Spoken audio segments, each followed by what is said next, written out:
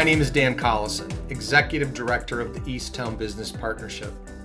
For 40 years, the Easttown Business Partnership has served as an advocate for the Downtown East and Elliott Park business community, promoting a safe, productive business environment and communication between business and civic leaders.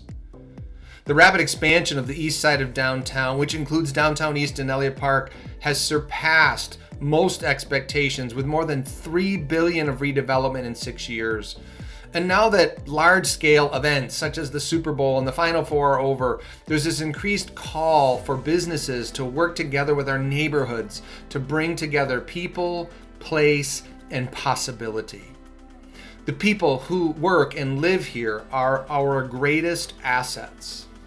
But does everyone know about or connect in our common spaces? Are we inspired to see the possibilities of growing our community together? These questions will guide our business forum season in the coming year, and informal interviews like the one I have today with Elizabeth Flannery, the president of Community Housing Development Corporation, or CHDC. Interviews like this will inform those questions. CHDC has developed a new affordable housing project in Elliott Park called the Easttown Apartments that will be completed on May 1 with the first residents beginning to move in on May 15. Before the interview begins, I will comment, like the final push of the construction workers to finish the Easttown Apartments in time, there was also some sounds of construction taking place near Elizabeth Flannery's office that gives us a true feel for what the final days of construction may sound like at the site of the Easttown Apartments. Let's get into the conversation. Elizabeth, thank you for agreeing to do this interview, and thank you for being willing to invest your time, your energy, and your company into the Easttown Apartments project. I love to ground conversations in personal narrative. If you could take just a couple minutes, describe your personal vocational path to this point in your career, and maybe just share a few integrating threads, vocational threads that kind of guide your leadership vision day to day. Well, sure. That's a big question. I have been working in affordable housing specifically for 30 years now, really, in one aspect or another.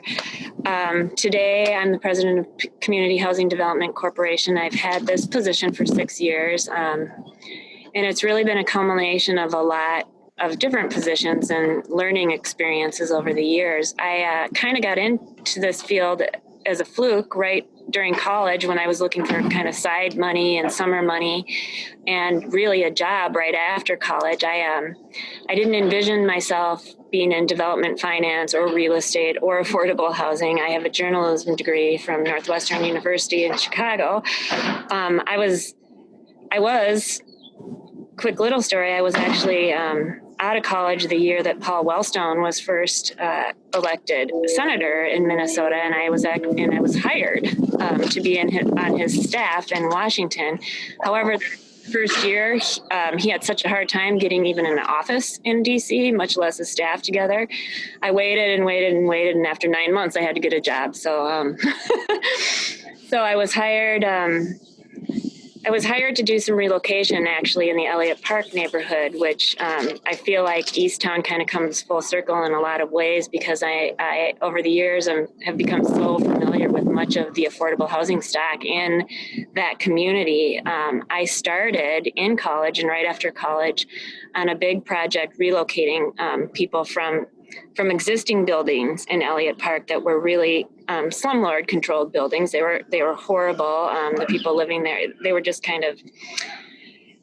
they were sad places. And so the partners at Brighton Development Corporation were working with the city of Minneapolis to redevelop those properties into permanent long-term affordable housing, safe, healthy, decent housing, which they weren't at the time. And so I was on a contract basis to relocate approximately 90 people who were essentially squatting in the building, but they had federal relocation benefits, and I worked to find them housing.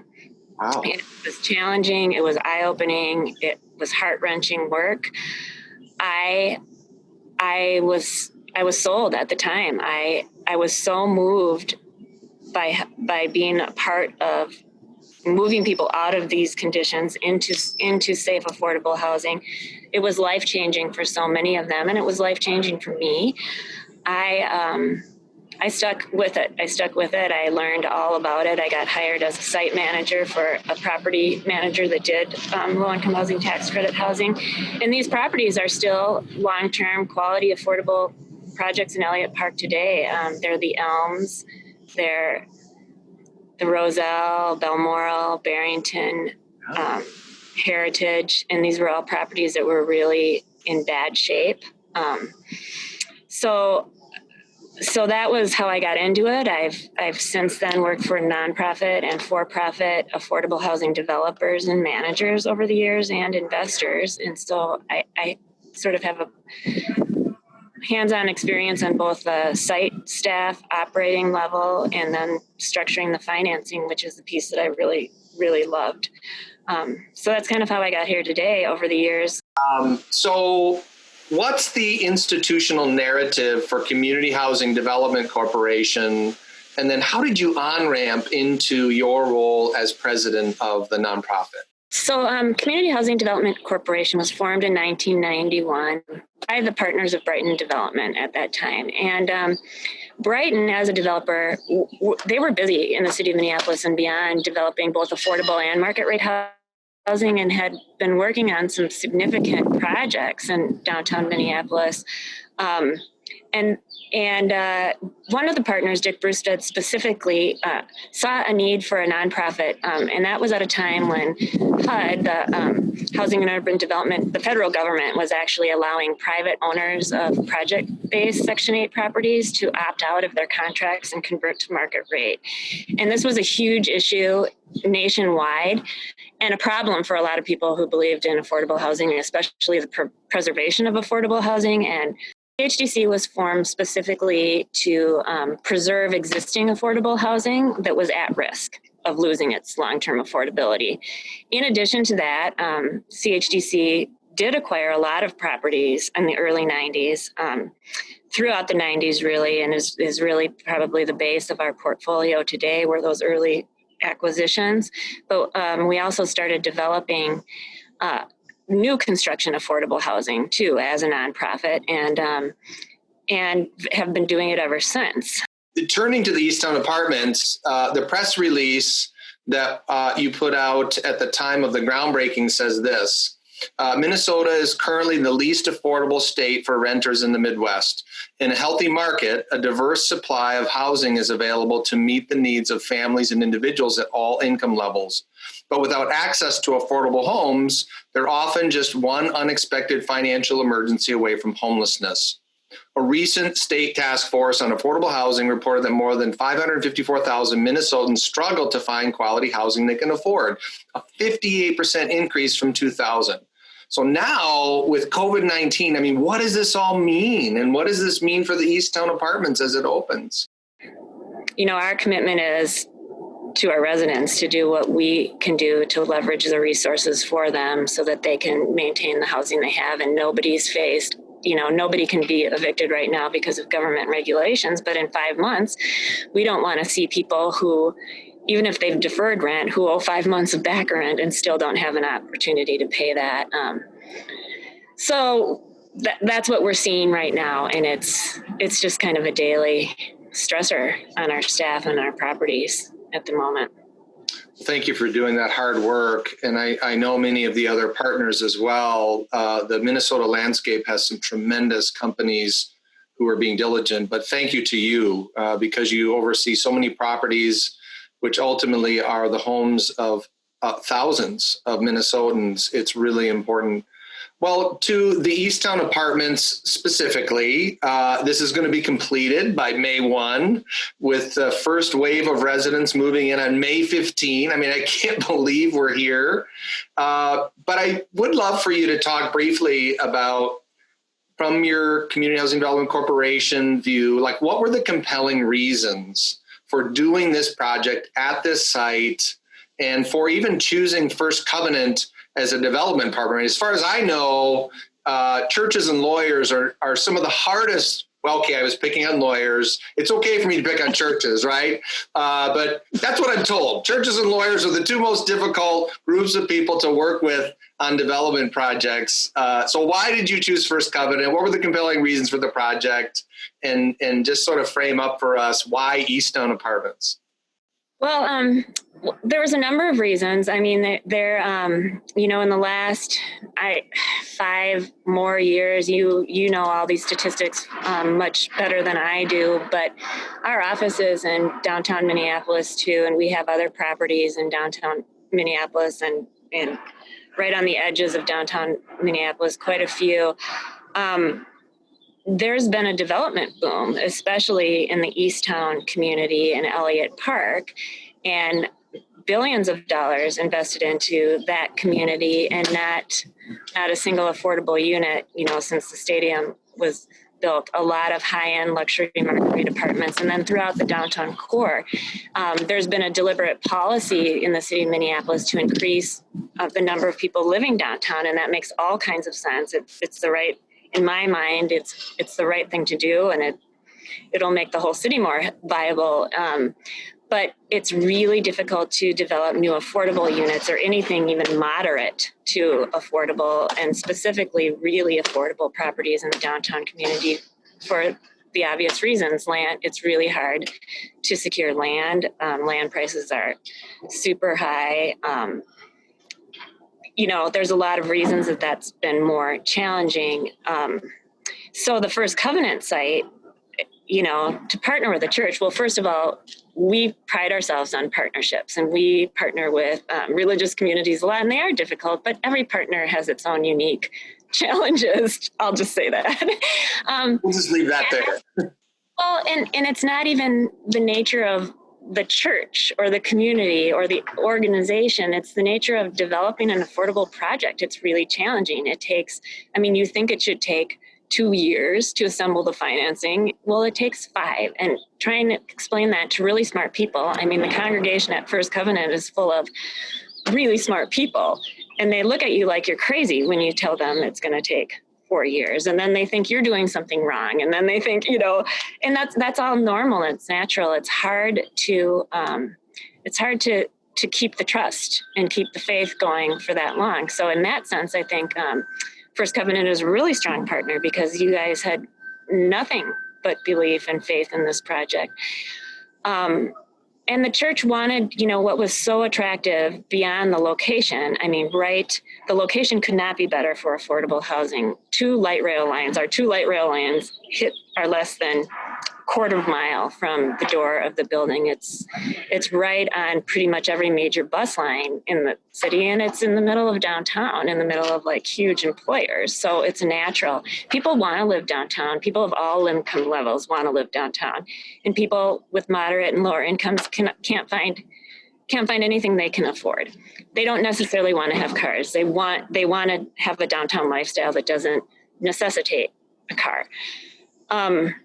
The church, First Covenant, had a vision for the block and had a vision for redevelopment. And I know that your vision and your process went through many iterations, but you have a prime piece of land, the stadium is being built.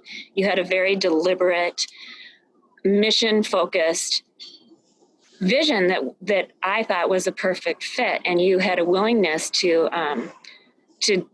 just dive into this affordable housing thing and learn about it, and it made sense. You had I love the healing block. I love the whole block vision that the church had, and that's how projects like this get built in challenging times and in a market like we've had that just doesn't support affordable.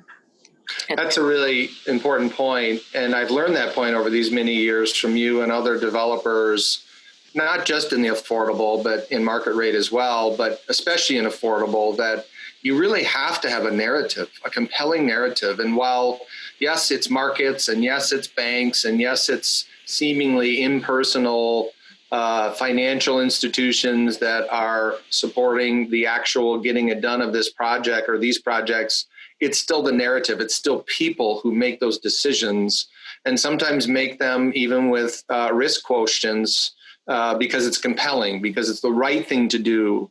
And I acknowledge that for you and for your partners as well. Well, just very quickly, like, what is the affordable opportunity? Like, how is this structured, and how are people income qualified, and what kind of opportunity does this offer for new residents of Elliott Park? Well, this is, we've been calling it a workforce model because it is kind of the workforce model. It's not serving people who are at the lowest income levels. It's low to moderate income, 60% of AMI. It's people who are working. Is average median income. Yes, correct. Average median income. Just always wanting to break down the acronyms. I swim in acronyms every day of my life, and a lot of people maybe don't know what they are. Right. So we have 169 units, and going to be completed May 1st, which is just phenomenal. We have been pre-leasing for the last 3 to 4 months on the project, and 6 weeks ago when the COVID hit, we had a little back leg, and it caused some concern as to, okay, what does that mean when you're trying to lease a project and people are losing their jobs who are kind of the prime demographic to live there. However, there is such a pent-up need for housing of this sort in this neighborhood. We have over 100, as of Monday, we had 107 of those apartments leased. We're having a challenge right now because of the social distancing requirements on how to actually schedule these move-ins. Everyone wants to move in as soon as possible, so we're working on that. It's exciting. We get about 20 calls a day. We went and we built up a model unit to show people, and now we can't even use it. So that was, who knew? Anything else that you would like to share about this project? Just that I'm extremely grateful for the partnership with First Covenant Church. It has been an amazing process with the leadership team and the whole congregation getting to this point with this project. We've had a lot of challenges, and I would say more than usual, even though, I feel like I say that with every project, and that's part of what keeps you going. The things that we were challenging in this project, I'd never faced before in 30 years. And it seems to always be that way. There's always something new. And, but your leadership, Dan, and the leadership team's guidance, has been amazing. And I just look forward to the next 40 years with you guys. Yes, it's true. First Covenant's in business with Community Housing Development Corporation for a long time. Yes. There's a lot of things that are going to need to play out and finish up. Well, thank you, Elizabeth, for all of the many stages of this project that has now delivered 169 affordable apartments to Elliott Park, which is a part of the East Downtown, the East Town narrative that is bringing a holistic vision for the east side of downtown. First Covenant Church thanks you. The East Town Business Partnership thanks you. The residents who will be moving in 15 days from, May 15 and beyond, thank you. This has been a pleasure having the conversation with you. And for all of the apartments and buildings and properties that you have in downtown Minneapolis, the downtown sector is grateful. And I hope that we'll stay in touch. I hope that we'll hear more about future projects that can be done in and around the downtown to help the downtown become more inclusive. And please pass on the gratitude to your team and to your board for a job well done. And also we look forward to kind of a digital grand opening when all of this takes place. And we'll let the community know about that, because we aren't going to be able to do a big in-person grand opening. A digital grand opening is what we look forward to. Great. Thank you so much. Take care. Great. Thank you, Dan. Bye-bye. Good night.